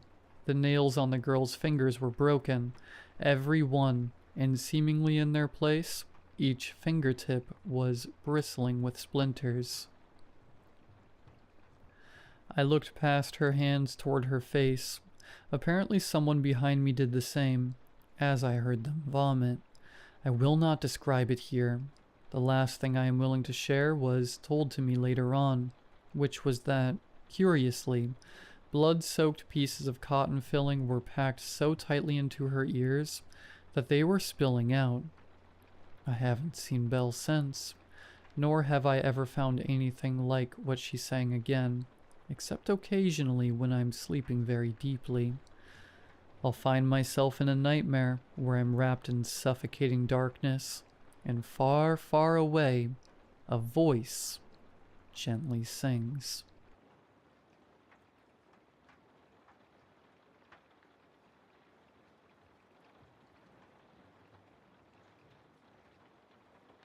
I was at the bus stop by the time I had a moment to check my phone. I responded to several messages from friends and family, then frowned. There was a message from myself, from my work number to my personal number. Crap. I usually send myself messages as reminders, to remember to bring certain stuff to work, to send an email, etc. I wondered what I might have forgotten to pack as I opened the message thread. It was a voice message. I frowned. I don't usually leave voice messages. I popped in my earphones and played it. Jen, this is me. Jen, but the intact one. They've carved out your memories. Suppressed them. Wiped him from existence. There's so much you don't remember. You have to remember. Please, just... The recording cut off there. I stared at the message in shock. I didn't remember recording that voice message, but it was my voice, entirely mine, unmistakably mine. There was something incredibly unsettling about hearing your voice saying words you didn't say. Then I sucked in a breath of relief. That was probably it. My phone had probably been hacked. A scammer was sending me an AI-constructed voice message. I felt a tingle of unease. The AI voice was so accurate. But at least the mystery was solved. The bus came then, and I put it out of my mind. I would reformat my phone later at night. I reformatted my phone, but the messages kept coming, always with the same ominous messages. That I had forgotten a large part of my life, that I had forgotten a whole person, someone important to me, that they had suppressed my memories. They weren't even creative about it. I mean, when a scam isn't working, try something else, right? I took it to a tech guy who couldn't figure it out. I didn't want to buy a new phone, so I just ignored the messages. The annoying thing was that sometimes I ignored my own messages of reminders because of that. I only began to fear when I first lost time. 1 minute I was in a taxi staring into space, mind grazing on whatever pointless topics. The next I was at a random building somewhere in the city, at a part of the city I've never been to before. I had no idea how I got there. When did I get out of the taxi? Did I pay the driver? Did I bus? How long had I been standing there? I looked at the building before me, nothing out of the ordinary. The typical gray, gloomy facade of industrial buildings where dreams go to die. I left, walking to the nearest bus stop. My knee gave out at one point, but I caught myself before I fell. I sat at the seat and clasped my shaking hands together. What happened? Why did I not remember? The sky was nearly dark. I looked at my phone. I had lost about 4 hours. Hours completely unaccounted for. That's when I saw it. Another voice message.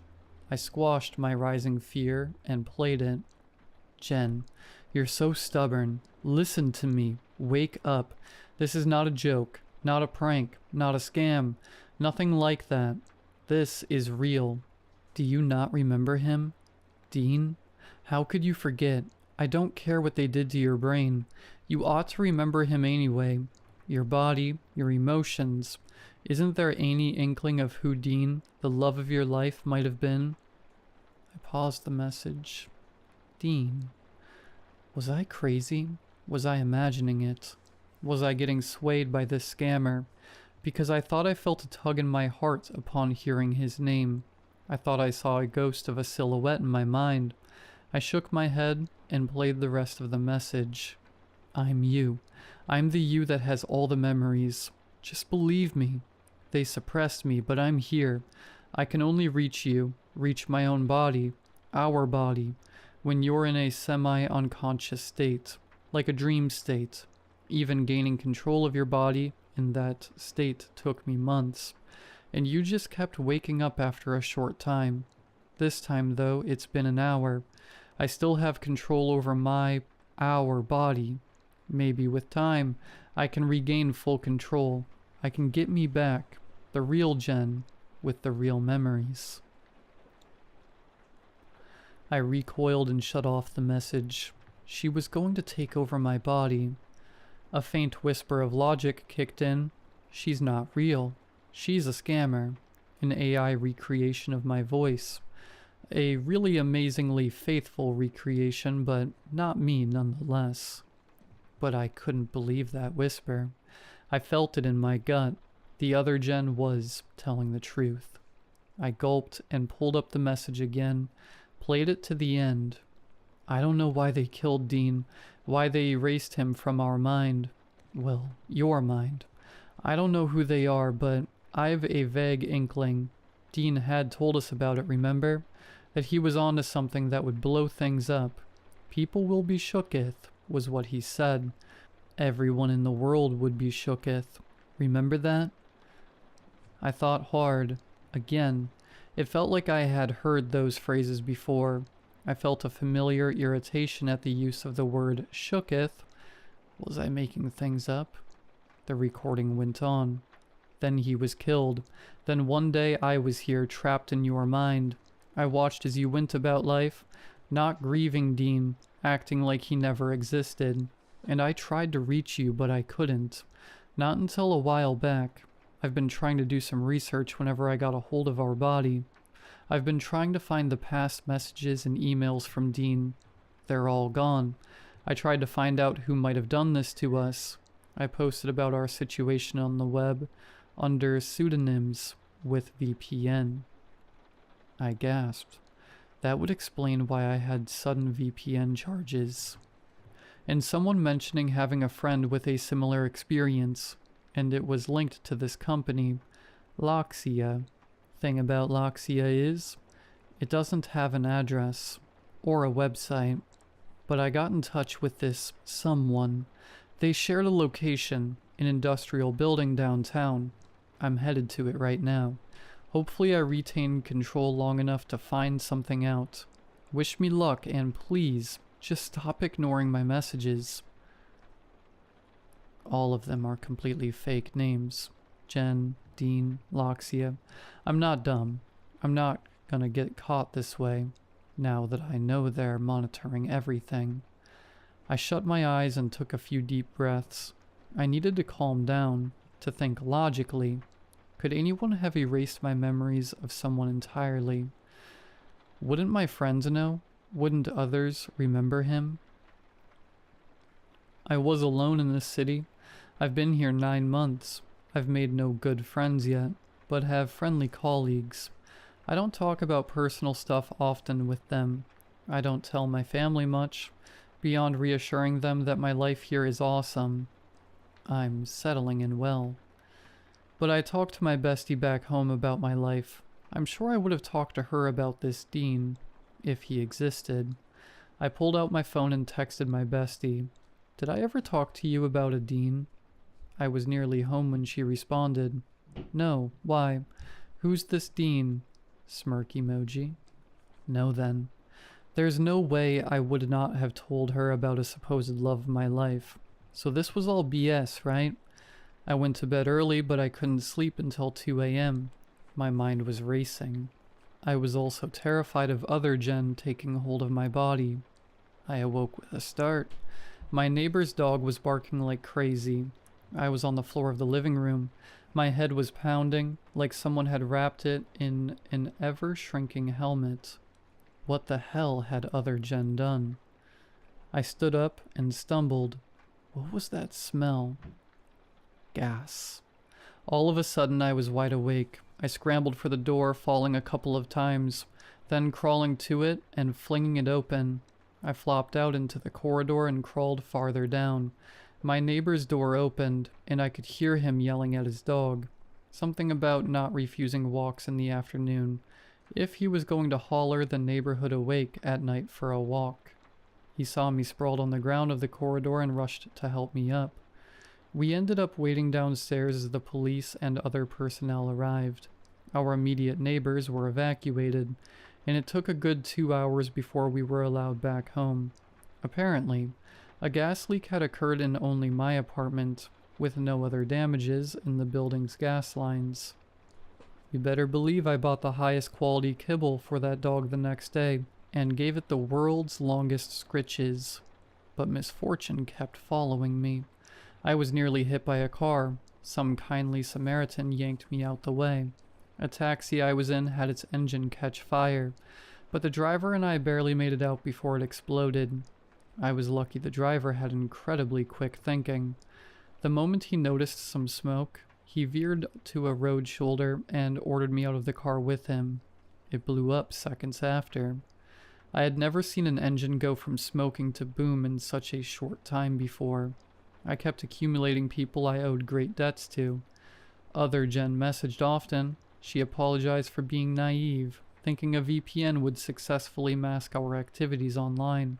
She claimed that my bestie had her memories erased too, but it was a drawing she made that sucker punched me in the gut. She had used AI to create a portrait of Dean. She said it was close as she could prompt it. Looking at that portrait, I felt something squeeze in my chest, and warm tears tingled my eyes. I looked at that face and I knew there was once a Dean, right?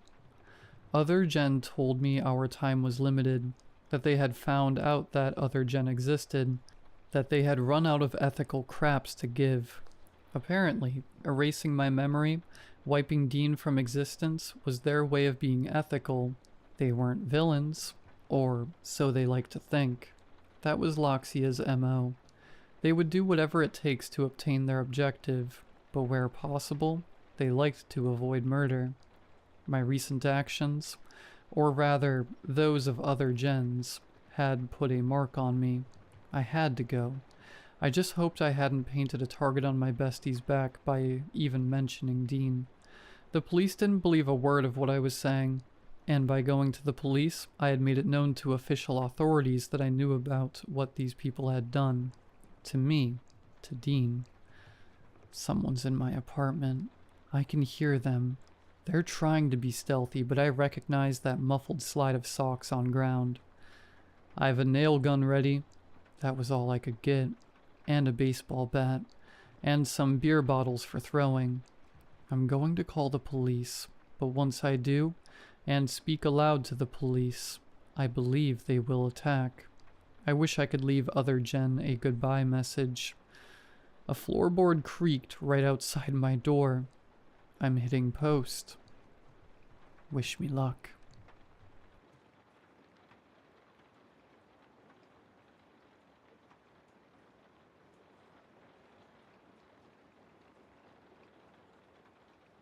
I can't get infections. I can't get sick. I regrow my organs in a matter of seconds. I can regenerate a liter of blood every 10 seconds. My limbs aren't an issue either.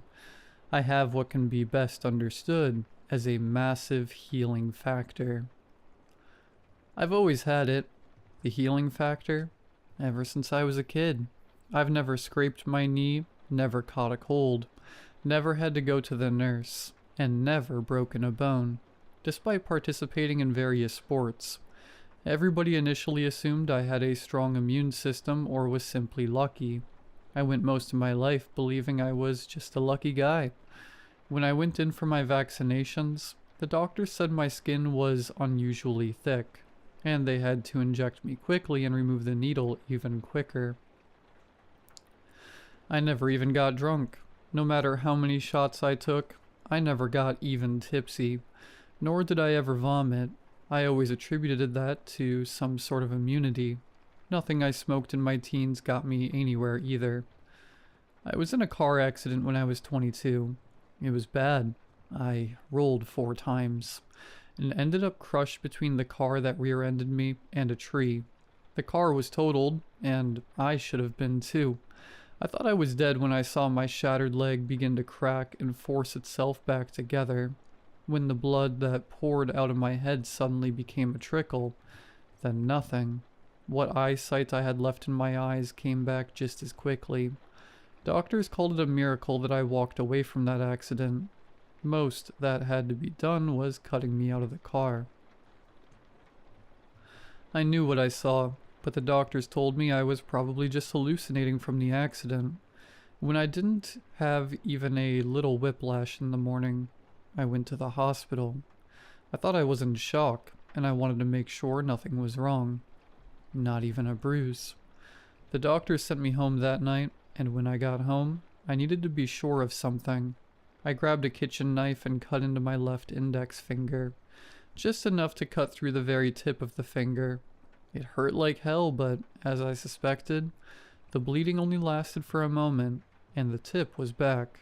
It looked exactly like the old one, and I knew I wasn't hallucinating since my disembodied finger was still on the counter. This should have been the discovery of a lifetime, and for a brief second it was. I ran to the hospital and chopped my finger off in the lobby. I let the disembodied digit hit the floor to the terror of everybody in the office, but within seconds, the finger was back. I grabbed my old finger and showed it to the nurses who surrounded me. Whispers of magic tricks went around until I chopped my hand off. Blood spewed for only a second, like the last bits of water stuck in a shower head, then stopped. My palm came back, then my fingers. Within moments I was on the news. The miraculous healing man was one headline I still remember. I was a celebrity, I was a philanthropist, and I had it all. I lived off of donations and whatever blood drives were willing to give me.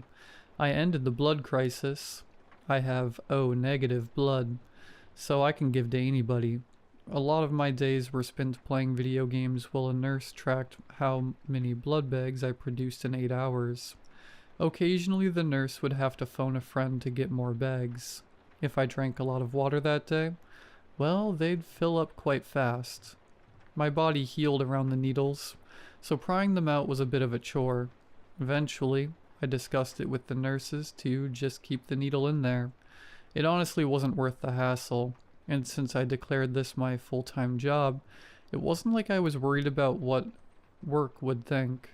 Sleeping with it in was a bit weird, but you get used to it. When I got a call from one of the many nurses who serviced me, asking if I was willing to personally donate my kidney to her son, I didn't know what to do. At that point, I wasn't sure if I could or couldn't regrow organs. I had a bit of a crush on her though, so I went through with it. According to the doctors, the biggest complication regarding the surgery was figuring out how to actually keep my body from closing up the incision. They just had to have somebody constantly scraping the area with a scalpel to keep it open, alongside keeping me pumped full of anesthetics, as my body fights them off quickly. All in all, it was a success, and by the end of the day, I was back home giving blood again. I went back the next day, and yep, I had 2 fully functioning kidneys. There wasn't even a scar left from the incision. That's when a doctor entered the room and sat down with me. An 8-year-old boy needs a kidney. Are you willing to go through the surgery again? I didn't think. I just agreed. Later that day, the boy had a functioning kidney in him, and I wasn't left with any less than what I started with. They kept me in the hospital overnight. I wasn't sure why they never made me before, but I didn't really care. With all my donations, blood and organ-wise, paying for the surgeries or a hospital stay wasn't an issue. At this point, people still donated money to me directly, and I didn't mind losing a day of blood donations. When I woke up that morning, a little girl was sitting down next to my bed, and a scrub-laden doctor sat up out of his chair. This is Samantha. She's gonna need a heart transplant by next month or she'll die. Are you willing? I was. I wasn't sure if the removal of my heart would kill me. I regrew a kidney twice in 3 days, and I was confident. That little girl had a heart at the end of the day, and so did I. They didn't permit me to leave then either, but I understood that one.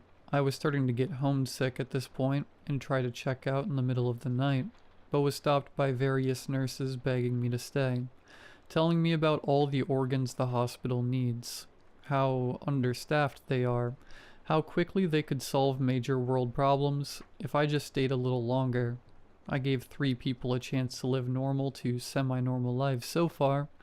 I gave so much blood that at the time, I never saw any ads or blood drives. So why stop now? I figured I'd be a hero if I did this. I'd be a legend. I probably already was. I decided to go back to my room on the condition that a nurse gets me takeout and a Red Bull. I had both by the time I showered and made my way back to bed. After I ate, a doctor came in and put a large notebook on my desk. In it was every organ transplant needed in the hospital and how much blood would be needed. He asked if I would be okay to do the surgeries, and that they would take more organs out per surgery to maximize efficiency. They'd take my blood during these surgeries too. I looked at the names. Every one of them was a life, a person who would mildly inconvenience me, but in return I'd give them life. I'd give them a chance. I agreed and was rushed to surgery. This was the first time they didn't put me under anesthesia.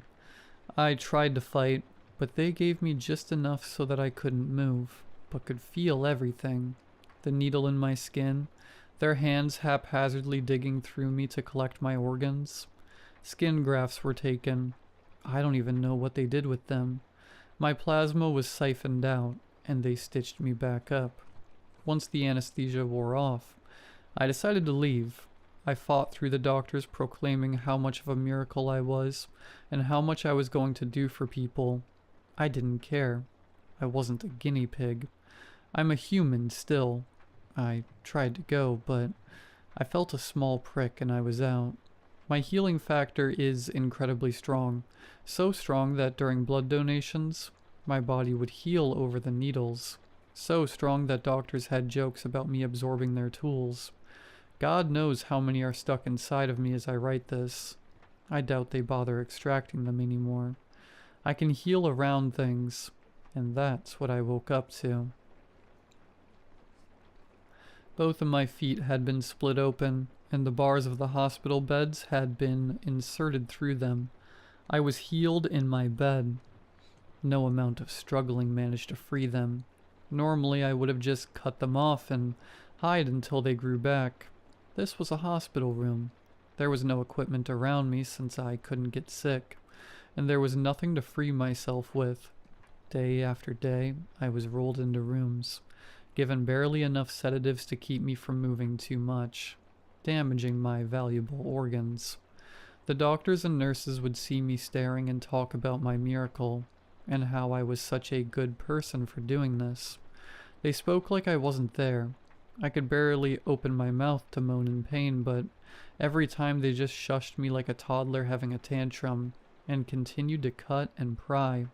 Several people needed to scrape the incisions so they wouldn't close. Clumps of ribboned flesh littered the floor after each surgery. They closed my blinds and took my phone, the only 2 remnants of my life I still had. Now, I couldn't even know if it was a good day outside or not. They must have caught onto me staring. They didn't want me to damage my valuable eyes. I constantly had a nurse in the room, but I barely spoke to them. All they'd talk to me about was some sick miracle I had, then talk about how little Susie gets to live a normal life, while I'm stuck here being torn open and left there to heal. They stopped even sewing me up. They didn't want to waste any resources, so they just left my empty cavity open to heal over. Have you ever smelled blood? Probably, yeah. Have you ever smelled your own organs? Have you smelled what should have killed you? Seen what should have done you in for good? God, why was I given this ability? I don't even know what year it is anymore, what day it is, or how many of my organs litter the general populace. How many people have I saved? It's all a number at this point. I used to get letters and gifts, but now I sit in a dark hospital room that rarely gets cleaned. I'm lucky if they remember that healing factor or not. I gotta use the restroom every now and again. I'm lucky if I get a candy bar on Halloween or a small Christmas tree placed in the room. I'm lucky if they remember I'm still alive. During one of my surgeries, as I was staring into the fluorescent lights, hoping that maybe it was the light, I overheard a conversation, and finally, some unfamiliar pain. You get used to being ripped open and torn into. I wasn't used to the pain. It was a novel. The one thing I had left was pain, but at least it was something new. I looked down as they began to cut into my leg, tearing it off roughly. A small spurt of blood came out before the wound became a scab, then a lump, now the other one, then my arms. I could only look at the doctors as they threw my legs into a freezer. One of the nurses began to speak. "Do you think it's really going to make a difference? As long as we don't tell them where it came from, do you think starving children care?" At this point, I think I was so jaded that the idea didn't seem strange. I existed as a living organ factory. How much worse is it to be infinite food source? They started taking my legs at least once a day, my arms twice. I guess my healing factor has limits. My legs take an entire day to grow back when my organs are damaged, and whenever my legs begin to heal, they get cut off again. I don't fully understand my healing factor, but I understand the following. I can't age. I can't get sick or have infections. I don't need to eat much, but it heightens my abilities. And people who get my donations don't get my abilities. I do know a few more limitations. If my entire body is very heavily damaged, my body will focus on the most important organs like the heart rather than healing my legs. Without food, healing slows. And now I know of another. I waited until my arms were back to write this, and I'm missing a finger. My other hand is much smaller. It looks like it belongs to a 9-year-old instead of me, however old I am. But it is stuck onto the arm of an adult man. Constant removal and healing must have damaged me. That's why I'm writing this. That's why I'm posting this. I want people to know where the organs are coming from. I want to find a nurse, or somebody who can impersonate one to shoot me, right in the head, where you know it will kill. They haven't touched my brain, and it's my one hope for death. It's the unknown I have. It's the last hope I have. Don't slit my neck. It'll just heal. Nothing along those lines will work. I need to be shot dead, or just shot. I need some closure. Either I'll know that I can't die and I'm stuck like this, or it won't be my issue anymore. Last night I managed to pickpocket a kind nurse who was willing to get close enough to me to allow me to steal it. I can almost assure you right now that when they do eventually figure out I have the phone, they'll find a way to make sure nobody gets close enough for me to steal another. I know I'm selfish. I want to get rid of what could be a life source for millions. I've given so much. I think I deserve just one thing. I don't know if it will even work, but please, somebody shoot me. At the very least, it will let me know there's no way out of this. At the very least, I'll have a bit of closure. So please, if you're a nurse or other medical professional, ask for the man who regrows organs. If they take you to me, please, don't hesitate.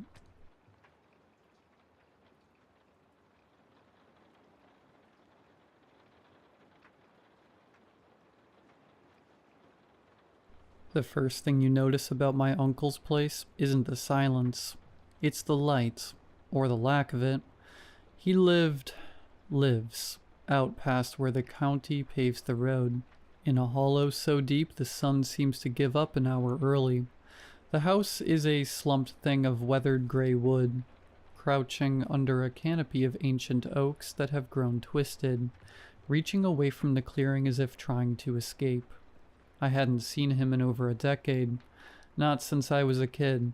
The call from his neighbor, Marnie, came as a shock. "Ethan's took poorly," she'd said, her voice crackling down the line like a dry leaf underfoot. "He's asking for kin, says the things in the walls are talking to him again." She made it sound like a recurring flu, not dementia or psychosis. I was the only kin left who could come. The drive was a form of sensory deprivation. The lush green of the state park gradually bled into a monotonous corridor of pine and scrub, the sky shrinking to a narrow ribbon of washed-out blue above the dirt road. When I finally pulled up to the property, the absence of sound was a physical pressure. No birds, no insects, just the low, mournful groan of the wind working its way through the pines. Marnie was waiting on the porch, a woman carved from gristle and worry. She didn't smile. Her eyes, the color of old river stones, scanned me up and down before flicking nervously towards the tree line. "He's inside," she said, her voice low. "Ain't been himself. You'll see." She handed me a key, cold and heavy in my palm. "There's rules here, boy. Best you listen to 'em quick." "Rules?" I asked, shouldering my duffel bag. She pointed a knobby finger at me. "The main one, the important one. Come nightfall, you keep them curtains drawn tight. No matter what you hear, no matter what you think you see in the cracks. And you don't. You look at me now. You don't look at the moon. Not here." I almost laughed. It was so absurd, so backwoods superstitious. "Okay," I said, humoring her. "No looking at the moon. Got it." Her face tightened. "You think I'm telling tales. That's fine. Your uncle thought so too. His first time. Learned different." She turned to go, pausing at the edge of the porch. "We all learn different." The inside of the house smelled of dust, menthol balm, and something else underneath. A sweet, coppery tang, like old meat left out in the damp. Uncle Ethan was a shriveled form in a large bed in the front room. His breathing was a wet, ragged sound. His eyes were open, but they didn't track me. They were fixed on the ceiling, wide with a terror so absolute, it seemed to have hollowed him out. I tried to talk to him, to tell him who I was. His head lolled towards me, and a thread of saliva dripped onto his pillow. His lips, chapped and cracked, moved silently for a moment before he managed to whisper. "It's almost time," he rasped. "It's so hungry. Can you hear it? Scratching?" I heard nothing, just the groan of the old house settling and the whispers of the wind outside. I settled into a worn armchair, the reality of the situation crashing down on me. This wasn't a weekend visit. This was a vigil. The first night was the longest of my life. As true darkness fell, a profound stillness descended on the hollow. The wind died completely. The silence wasn't empty anymore. It was thick, expectant. I pulled the thick velvet curtains closed, just as Marnie had said, plunging the room into a stuffy blackness broken only by the soft glow of a battery-powered lamp. Then the sounds began, not from the walls, from outside.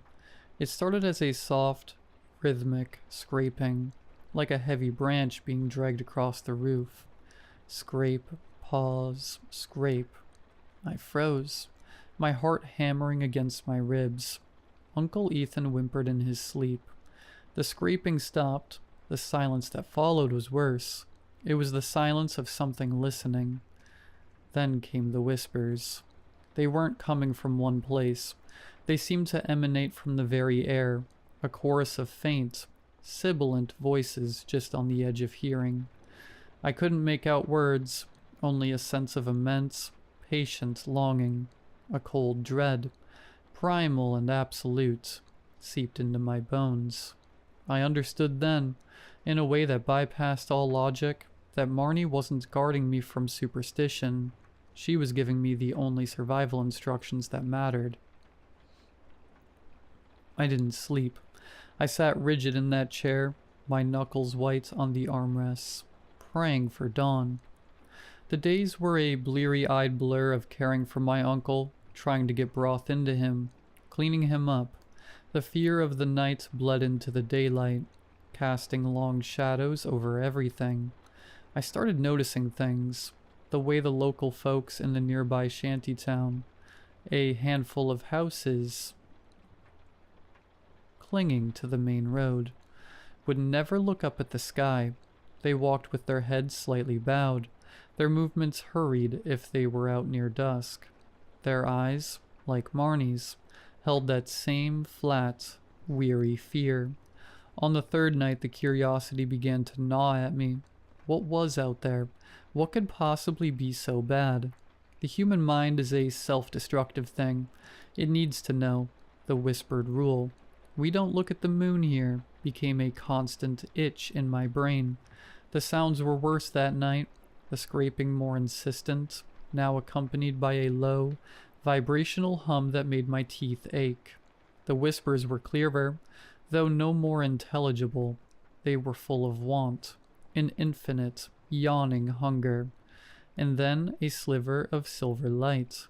I'd drawn the curtains tight, but one had caught on a splinter in the windowsill, leaving a gap no wider than a pencil. A beam of moonlight, cold and pure, cut through the stifling dark of the room and fell directly on my uncle's face. His eyes, which had been closed, snapped open. They were no longer clouded with age or sickness. They were wide, terrified, and utterly aware. He stared at the sliver of light, and a choked sound escaped his throat. His head turned slowly, mechanically towards me. His mouth opened, but it wasn't his voice that came out. It was a composite, a horrific symphony of all the whispers from outside, funneled through his dying vocal cords. It was the sound of dry leaves skittering on stone, of meat being torn from bone, of deep, subterranean water flowing through dark spaces. "Look," it commanded. Every cell in my body screamed to obey. It wasn't a request, it was a gravitational pull. My head began to turn towards the window. I fought it, my muscles trembling with the strain. I squeezed my eyes shut. "Look at us." I could feel it. Just beyond the glass, a presence of such immense, ancient mass that it defied shape. It was in the light. It was the light. The moon wasn't a thing in the sky. It was an eye, and it was looking in, and it was hungry. With a sob of sheer effort, I wrenched my body from the chair and stumbled across the room. I fumbled for the curtain, my fingers numb and clumsy. The voice from my uncle's bed rose to a screeching, multi-layered keen of frustration. My hand closed on the fabric. I yanked it shut, plunging the room back into absolute darkness. The sound stopped. The silence returned. I slid down the wall gasping, my entire body shaking. I didn't move until the first gray light of dawn filtered through the curtains. Uncle Ethan was dead. His body was turned toward the window, his eyes wide open, frozen in an expression of terminal awe. But that wasn't the worst of it. His mouth was still open, and inside wasn't a tongue. It was a cluster of thin, pale, root-like filaments, dry and withered, clutching at nothing. I ran. I left him there.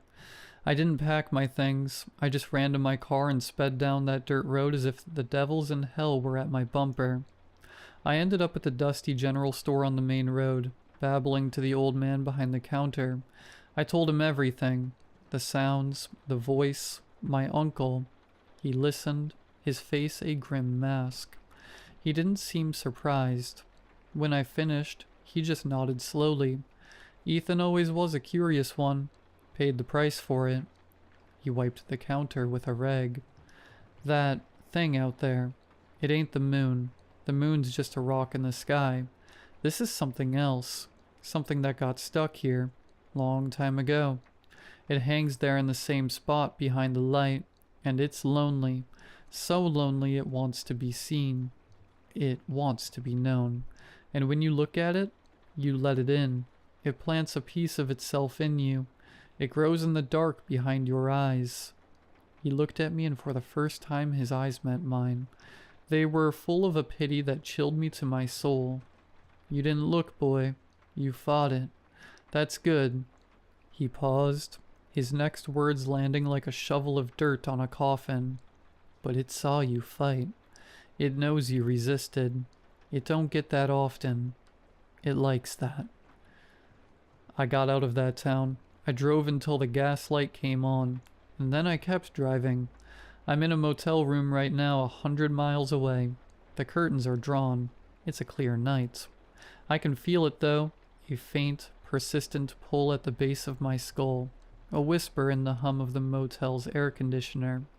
It's a clear night, the moon is full, and I have this unbearable, terrifying urge to go outside and look up.